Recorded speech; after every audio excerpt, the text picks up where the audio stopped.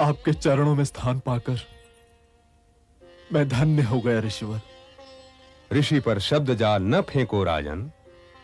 जो कहने आया हूं उसे ध्यान से सुनो।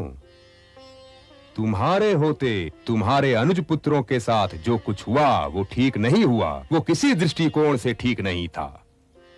उनके साथ होने वाले अन्याय का दायित्व तुम पर है, क्योंकि तुम राजा हो, और कदाचित इस अन्याय का भुगतान भी तुम्हें ही करना पड़ेगा। ऐसा न कहिए ऋषिवर। ऐसा क्यों न कहूं? कैसे न कहूं ऐसा? ये समझ लो राजन कि 13 वर्ष में समाप्त हो जाएंगे। इसलिए उस दिन को आज ही से ध्यान में लाना आरंभ करो, जो 13वें वर्ष का अंतिम दिन होगा। क्या तुम ये समझते हो कि पांडव 13 वर्ष में अपने अपमान और अपने साथ होने वाले अन्याय को भूल जाएंगे? दुर्योधन मेरा कहा नहीं मानता ऋषिवर। मैं क्या करूं?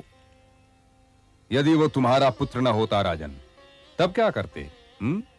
तुम्हारे राज्य में राजा की आज्ञा का पालन न करने वाले को क्या दंड दिया जाता है राजन? वो मेरा पुत्र है ऋषिवर। पुत्र भी एक नागरिक होता है राजन, और विधि नातों का मुंह नहीं देखती।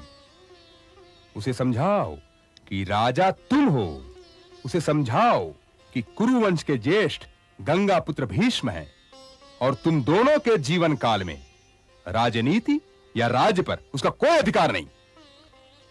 उसे समझाओ, और यदि वो न समझे तो उसे आदेश दो कि वो पांडवों से संधि कर ले, और फिर भी यदि वो आज्ञा का पालन न करे तो दंड दो उसे, क्योंकि राजा होने के नाते यही तुम्हारा परम कर्तव्य है।